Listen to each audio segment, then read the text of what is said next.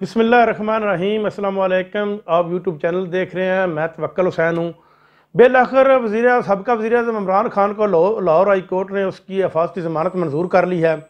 गुज़श्ता रोज़ जो हुकूमती प्रोपेगेंडे थे उसके मुताबिक कि इमरान खान जब तारीख़ के लिए जाएंगे तो इसके साथ अवाम नहीं होगी और इनको गिरफ़्तार कर लिया जाएगा। FIA की टीमें तश्कील दे दी गई, पुलिस को मुतहर्रिक किया गया कि जिस वक्त भी इमरान खान लाहौर हाई कोर्ट में पेश होंगे इनको फिल फौर गिरफ़्तार कर लिया जाएगा। लेकिन अवाम का जमे गफ़ीर देख कर ऐसा लग रहा था जैसा कि पूरे का पूरा लाहौर उमड़ आया। देख कर वफाकी हुकूमत और उसकी टीमों की जो है वो सबकी सी बैठ गई और वो उनको वापस जाने पे वो मजबूर हो गए, क्योंकि इमरान खान का जो ज़मान पार्क से लेकर हाई कोर्ट तक का फ़ैसला था वो गाड़ी के ऊपर सिर्फ 10 से 15 मिनट का था। लेकिन ये फ़ैसला उनको तय करते हुए तकरीबन 3 घंटे लग गए और 3 घंटों के बाद वो इस मकाम हाई कोर्ट में पहुंचे और अपनी तारीख उन्होंने अटेंड की, जिससे उनकी हिफाजती ज़मानत को मंजूर कर लिया गया।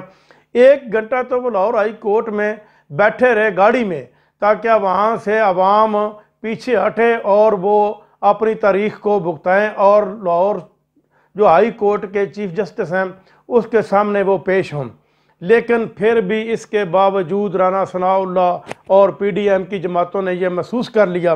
ख्वाजा आसिफ जो वज़ीर दफ़ा हैं PDM की जमातों के और मौजूदा सरकार जो है वो साइफर हुकूमत के, उन्होंने ये इतराफ़ कर लिया है कि इमरान खान के साथ लाखों की तादाद में लोग मौजूद हैं, जबकि नवाज़ शरीफ के साथ यही लोग जो है वो जब नवाज़ शरीफ को निकाला गया था 100 के करीब भी लोग नहीं थे, और जब नवाज़ शरीफ बीमार थे अस्पताल में वहाँ पर भी 100 के करीब लोग नहीं पहुँचे।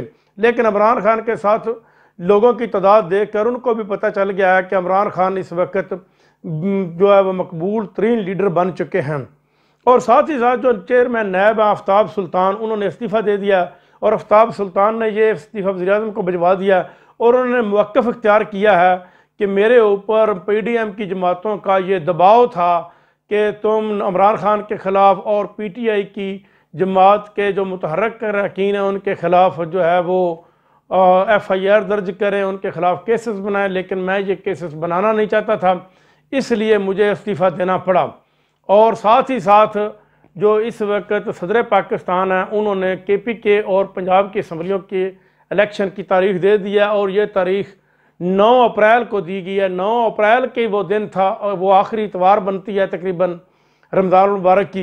9 अप्रैल के वो दिन था जिस दिन इमरान खान को निकाला गया 2022 में ऐवान वज़ीर आज़म से, और उस वक्त अवाम ने शदीद रद्द अमल का इज़हार किया था और अवाम सड़कों के ऊपर आई थी। लेकिन अब भी 9 अप्रैल का ही दिन इंतखाब के लिए भी चुना गया है और 9 अप्रैल को इंतखाब इंशाल्लाह होंगे पाकिस्तान KPK में और पंजाब में, जिसके नतीजे में दोबारा अवाम को ये हक़ दिया जाएगा कि वह अपने वोट का इस्तेमाल करें, और इस्तेमाल करने के बाद इन जो भगौड़ों की हुकूमत हमारे ऊपर मुसल्लत की गई है सैफर हुकूमत, इसको ऐवानों से निकाल कर बाहर फेंकें और अपनी मनपसंद हुकूमत को हुकूमत के नुमाइंदों को हुकूमत में लाएं और ये हुकूमत की तर्जमानी करें। और जब अवाम की पसंदीदा हुकूमत या अवाम के वोटों से कोई भी हुकूमत बनकर आती है तो इससे अवाम का इत्मीनान बढ़ता है और अवाम अपने पैसे खर्च करती है और अवाम को रिलीफ मिलता है।